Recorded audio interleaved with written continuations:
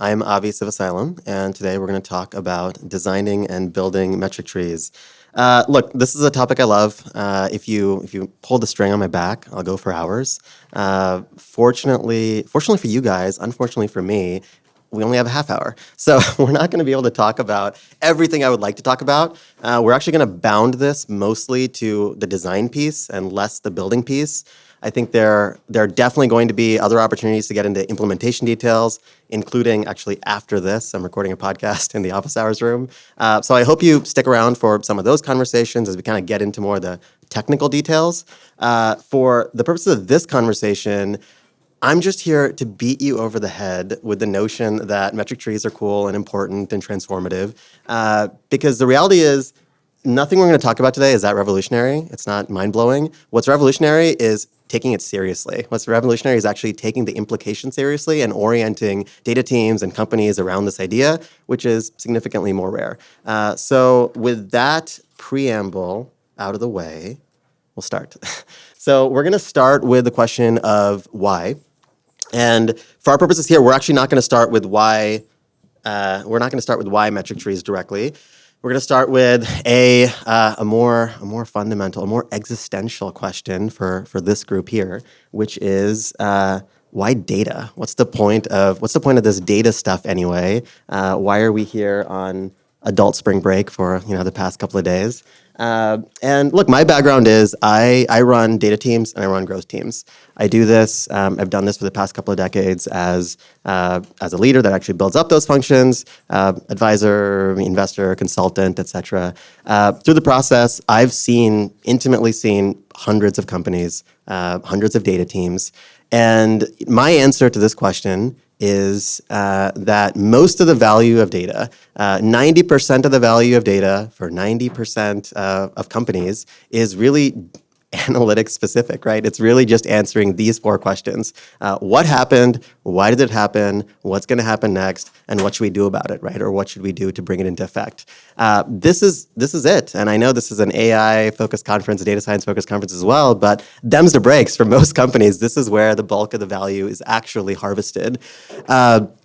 To the extent that a data team can look at itself, can introspect on the work that's happening in that team, can look at the tools and the vendors that team uses, and can draw a straight line, a clear line to being able to answer these questions, that team is probably creating value, and it's creating value efficiently. To the extent that team looks at its tools, looks at the work it's doing, and can only draw an opaque line or an indirect line to answering these kinds of questions, that team is probably not creating value, and it's certainly not creating value efficiently. And so if you believe that as I do, then look, the fundamental question for data teams is how do we ensure that we are always oriented, we're structured, we're positioned in the company to be answering these questions, these four questions, easily, quickly, and often. So low latency, low friction, and with high frequency, right? And this is, with all the data teams that I run, with all the folks I advise, this is the kind of the fundamental ethos question for data teams to grapple with. My answer to that is, TLDR, spoiler alert, it's metric trees, right? But my answer to that starts by thinking about an organization as just a system, right? All organizations, right, nonprofit, for-profit, whatever industry you're in, all organizations really are just ways of translating inputs. So, physical capital, human capital, intellectual capital, running it through the meat grinder of a company and popping out the other side some kind of value-denominated assets, right? Predominantly cash. That's really all a company is. That's really all any kind of organization is. Now, because we are, especially here, quantitatively minded folk, we look at a function that translates inputs into outputs, and we see a function, and when we see that function, we see a formula. And just as businesses are all really just input-output systems, if I didn't know anything about a set of companies other than their fundamental formula that describes how that company translates inputs and outputs, I'd be able to identify that company, right? This is really the fingerprint of a company. The unique identifier for a company is how that unique company translates inputs into outputs, and that unique fingerprint is basically, for us, we can think about it as a fundamental formula. If we peer into that formula, what makes these formulas different from company to company? Those formulas have basically three parts, right? There are metrics. So metrics are business facts about how value in that company is created, how it's captured, or how it's transferred or lost. Relationships that tie those metrics together, that tie those business facts together, and weights that express the significance of different relationships as they relate to the outputs, right? That's all this kind of formula notion is. And if we take a step back, if we understand that formula and if we understand that formula, that's all the company is. If we really could, in a vacuum, draw out this fundamental formula for a company, we would understand everything about that company. And if we understand everything about that company, then we are able to answer those questions, right? We are able to answer the descriptive analytics, the predictive, the prescriptive, the inferential, and do those with low latency, low friction, and high frequency, right? And so the goal for us then is to understand this, sure, but like I said, this is not a revolutionary concept, right? I think everyone in here has probably heard of the notion of fundamental formula or a business equation, et cetera. That's not what's revolutionary. What's revolutionary is taking it seriously, because how many companies do you know that actually orient their company towards operating, understanding this fundamental formula? And that brings me to kind of how I see the mandate of a data team. When I run data teams, this is how I position data teams. The raison d'etre for my data teams and my growth teams is your job is to help the company define, understand, evolve, and operationalize your growth model. When companies talk about data strategy, well, this is actually the most important data strategy. How is that data team and how is that company using its data to understand its growth model? Now, I'm using growth model here for the first time, right? The only difference between a growth model and a fundamental formula as I see it is that the growth model is what takes that formula and reifies it, right? So it takes that formula and makes it trackable over time, engageable, interactable, et cetera. It's what makes that fundamental formula real. And the mandate of a growth team, of a data team rather, is to make that growth model real. Okay, enter metric trees.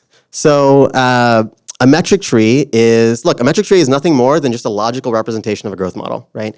We know the distinction between conceptual and logical and physical models. Everyone here that works with data.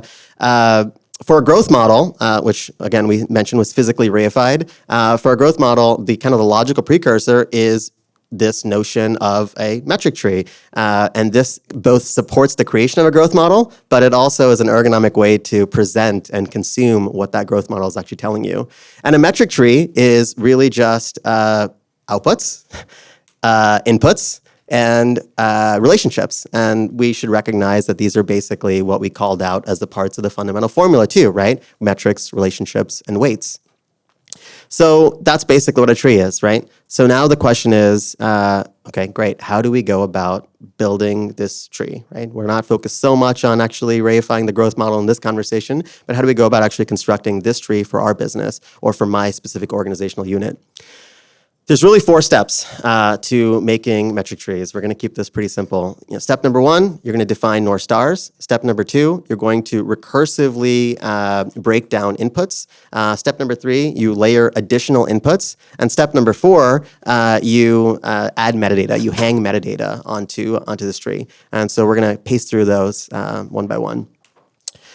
So from the top, North Stars, right? The notion of North Stars gets a lot of chatter, a lot of MBA speak around this notion of North Stars. I'm just going to cut right to the chase on how I see the notion of a North Star. These are the most top-level, most high-order metrics in a company. And what I like to say is they are the metrics from which all other metrics derive their legitimacy. If another metric does not point to the North Star, it's an illegitimate metric. There are 3 types of North Stars: customer value, financial, and strategic. And this is true at the company level, but it's also true at an organizational level, right? Any kind of organizational subunit you're looking at. So customer value, a customer value North Star is simply a North Star that is denominated in terms of customer value, right? The footprint of value that a product or services creating for end customers. Most commonly used in truly product-oriented, technology-denominated, product-led companies. The North Star for a BI tool might be number of views on dashboards. The North Star for ChatGPT in terms of customer value might be number of prompts that are successfully returned, right? But measure of the footprint of customer value with the belief that if you take care of customer value, the score takes care of itself, right? Financial North Star is that score that takes care of itself. It's how we measure that score. It's how we keep that score. And these are P&L realities, right? These are capital inflows or capital outflows from the P&L that express how we have captured or expended value in the process of generating what we generate as a company. Strategic North Stars are less common. They're less common because most companies are not strategic. It's as simple as that. Strategic North Stars are representative of not direct value, not direct financial realities, but steps along the way that define the why we win for a company, right? This could look like strategic market expansion. This could look like moats. This could look like network effects. It could look like things that are very indirect from the other two types of North Stars, but are still essential for long-term value accretion. So our first step is to pick a North Star for our organization, our unit, right? So metric trees in the wild usually start with dollars, so we're going to start with dollars too. So for our example here, we're going to start with simple revenue. Step 2 and 3 were both about input metrics. If you recall, I said step 2 was you're going to recursively define inputs. Step 3 is you're going to layer on additional inputs. Why am I distinguishing between inputs in two steps? It's because there are two types of inputs. Output metrics all decompose into two types of input metrics. There are what I call components and what I call inputs. So components, this is step 2, right? When I say recursively decompose your metrics, that's step 2. Components are just mathematical identities. They are definitionally true, right? Revenue is customers times ASP. That is the definition of revenue. It's the definition of customer. It's the definition of ASP. These are how fundamentally these metrics relate to one another. Customers is, at least in our reductive example, leads times win rate, right? These are how they're fundamentally defined, how they're fundamentally oriented. They will always be true because they're true by definition. Once you recursively go down this chain, so actually we're defining our North Star, we're recursively going down the chain, we're defining.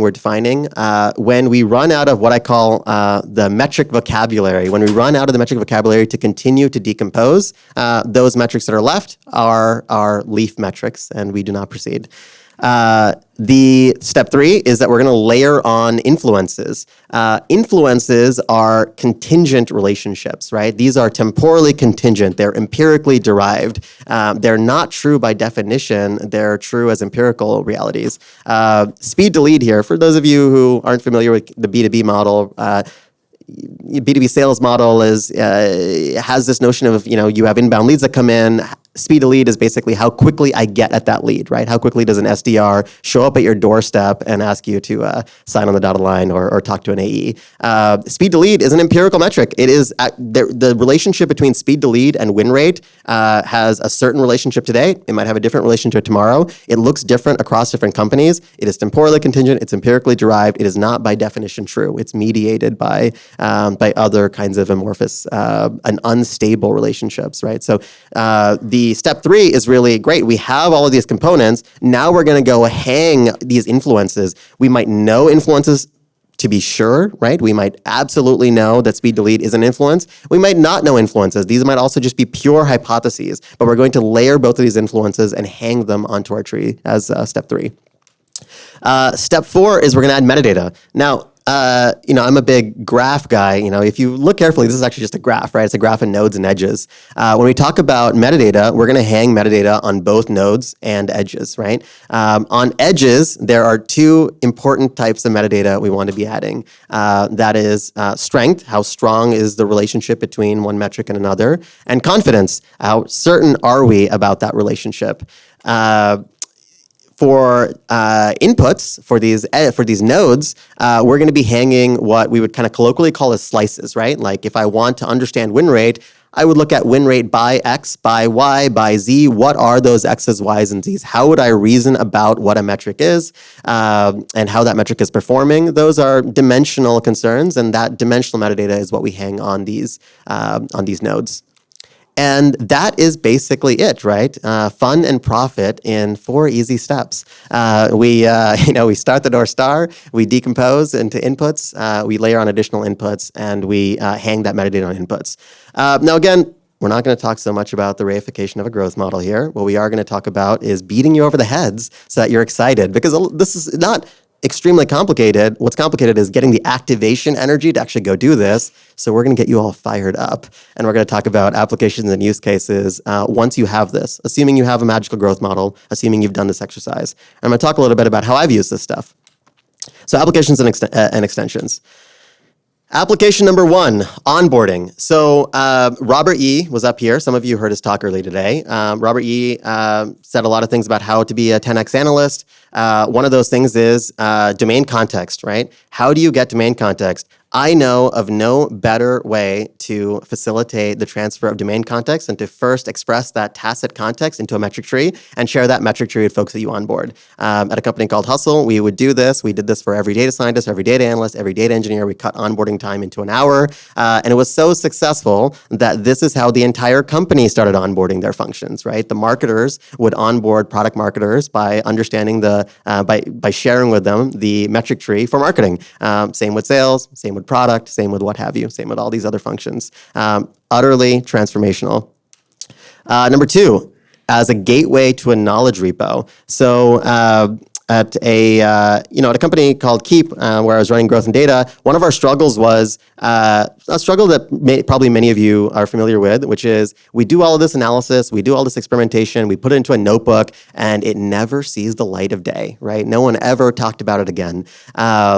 That challenge was real for us too. The way we went about solving that problem was to actually to shelve all of the analyses, all the experimentation behind a metric tree, and to make the metric tree the primary interface. So what we did there was I mentioned this metadata that we had around confidence and strength. So we would create this dynamic interface for a metric tree. We would expose it to everyone in the company, where the color codes here that you see represented strength. So was this metric, red, yellow, green, strong, weak, or kind of a middling relationship? The dash lines, the weight here that you see on relationships represents confidence. So how certain are we? In this case, we're not so sure. We're very sure that speed to lead is a medium influence. We're not so sure that AE tenure is a strong influence. We have some kind of weak certainty around it. We have some experimentation around it. And everything that we did on data and growth, every experiment that was done in the company was behind one of these lines and one of these nodes. All the analysis, all the experimentation was behind one of these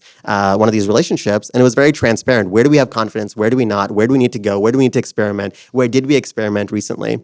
And this led to like 800% improvement in engagement with the artifacts that data science was producing.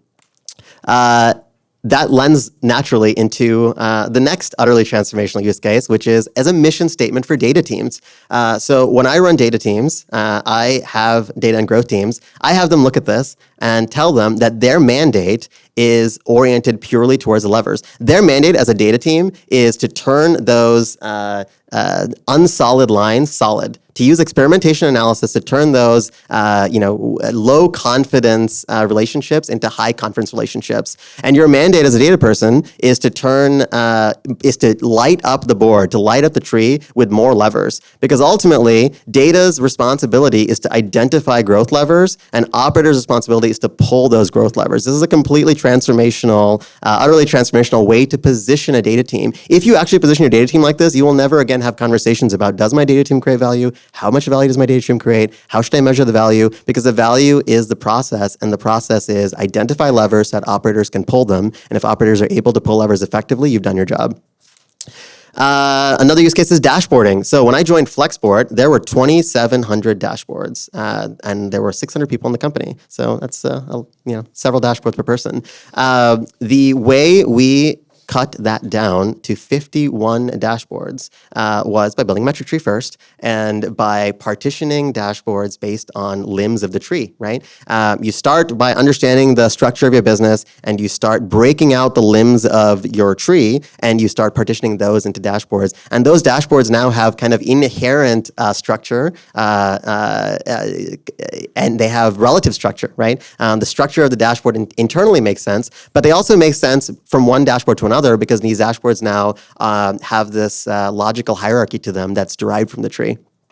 And we were able to cut from 2,700 to 51 in a matter of a couple months as a result. Business reviews. So Katie Bauer was up here earlier today, and she was talking about business reviews. And look, I've run business reviews at dozens of companies. I know of no more effective way to run a business review than off of a metric tree. We anchor on the business review. We anchor on the dashboard. On the metric tree. We anchor on the metric tree. We look at what's red, and we only drill on the reds. And it's very transparent, right? It's very transparent when customers is down, where we need to be focusing our investigation, leads, win rate, in this case, speed to lead. The natural complement to that is root cause analysis. So Katie talked about a lot of the failure points of business reviews, and some of these are, that these teams are inundated with questions. They're inundated with these async, offline root cause analyses. But look, root cause analyses is trivial. Root cause analysis can actually be automated because any deviation in an output metric is really just a function of either dimensional shift or input shift. And if we've actually hung the dimensions, if we've actually specified the ontology, if we've actually specified the relationships here, if we take that time to do that up front, root cause analysis is now cakewalk, right? Root cause analysis is now automated. And that's possible, and that's what we were able to do at Flexport, for instance. The flip side of root cause analysis is forecasting, right? If you can go down the tree to do root cause analysis, you can just go up the tree to do forecasting. And forecasting is now just a matter of taking those inputs, understanding what the drivers are of those inputs, simulating changes in those inputs, and then you end up with forecasting. Utterly transformational. So I see lots of jazzed up faces. Everyone has the activation energy to go forth and prosper. So look, I'm very animated about this. I think we have too many data people. We should fire at least 75% of them. And we can if we have metric trees.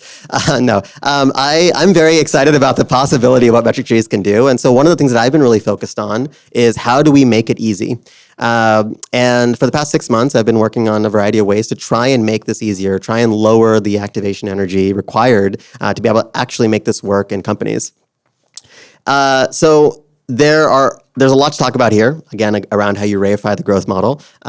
We are just going to talk about solving two of the problems that stand in the way of people being able to implement this effectively. And those are both around metrics. Problem number one is, what should my metrics be in the first place, right? Because your stakeholders probably don't know. You may not know. How do you actually go about constructing a tree, and what do you hang on the tree? The second is, great, I have metrics, but now how do I actually produce those metrics, right? Because if I'm going to do all this automated root cause analysis and forecasting, I have to go beyond a logical model and I have to go to something physical that actually persists these metrics. So how do we solve this metric problem on both sides? How do we understand what metrics to have, and how do we actually produce those metrics? So that's one of the problems that I'm focused on solving. And the way I think about solving that company and trying to enable more companies right now is by recognizing that businesses aren't snowflakes. This is a fundamental thesis of mine, that by and large, everything that we're talking about this metrics tree, by and large, that metrics tree and the variance in the metrics tree is explained by business model. For the purposes of and this is a broader statement too, for the purposes of analytics, internal facing data science, all metrics, all dashboards, 90% can be standardized based on, are you B2B, are you B2C, are you e-commerce, are you marketplace? Because B2B is B2B, B2B SaaS is B2B SaaS is B2B SaaS inherently. And in recognition of this, one of the things that I've been working on is what I call Soma. So Soma is standard operating metrics and analytics. And this is a project I've been working on for a couple of months now, where for each of a set of business models, starting with B2B SaaS, which is what we're looking at here, identifying what are the spanning set of metrics that matter to B2B SaaS. In the case of B2B SaaS, or this business model, we've identified about 250. And for those metrics, looking across decades of experience, looking across hundreds of other companies that you're talking to, what is the key metadata that is necessary for this metric? How is the metric defined? What are the related metrics? What are the kind of dimensions that we should generally slice by? What are the periods we should look at when we're producing this metric? So this is step one, right? Can we understand what the metrics are for a given business model? And can we understand what their interrelationships are? Because if we can standardize what the metrics are, I can also tell you what the relationships are because I have done the trees many, many times, right? So can we standardize what these metrics are and what the relationships are, what those nodes and edges are, right? This is a completely open source project. I have no interest in commercially activating this project. This is something depending on, I think there's going to be online people that are watching this too. Depending on when you watch this, it'll be in some state of development. But right now, currently, it's on somastandard.com, which I think points to a GitHub page right now. I'll point it to this website later this evening. And we are starting by releasing just growth accounting metrics, which is a set of about 20 to 30 metrics. And slowly we'll expand from there to represent the full corpus of first B2B SaaS metrics and then other metrics across other business models as well. Now, that solves only one problem. That solves the how do I build a tree? What metrics do I put on a tree problem? There is another problem too, which is how do I actually construct those metrics in a low friction way? Part of the Soma Standard project is also to automate the construction of those metrics. We've defined the metrics. We'll also automate the construction of those metrics through dbt scripts, provided that you can map your data. And so what we also have here is, what you may be able to see on the screen is this notion of activities. In the Soma Standard, we envision a business as basically just a set of activities. Instead of thinking about a business as a bunch of tables, we should actually envision businesses as basically a ledger of things that happen in the business, things that the company does and things that customers do in the business. What we are specifying in the standard is if you raise these events, if you raise this ledger of activities that a business does, we'll take it from there and we'll automate the generation of these metrics. So this is a work in progress, something I'm very excited about. Again, completely community-driven, open source, to try and make it easier for more data teams to get at that real mandate of how do we build these growth models. So that's about it. There's a lot we didn't cover. How do we actually reify this growth model? Maybe I'll be able to answer some of those questions. How do we actually build this? How do we make this interactive? How did you do all those use cases? How did you convince the company to see the world this way? How do I use the standard? How do I get these use cases to work? There will be an active conversation. I think to start, would love for folks to check out the standard as it evolves over the coming weeks. We have a lot planned to release over the next week or two. Follow us on Twitter. My partner on this work is Urga Shablati, also on Data Twitter. So I think follow both of us. We're going to continue an active conversation, and we'd love for you to be a part of it. Because again, I think, to borrow a word I used earlier, utterly transformational if you can orient towards these kinds of standard metrics. So I think that's it, folks.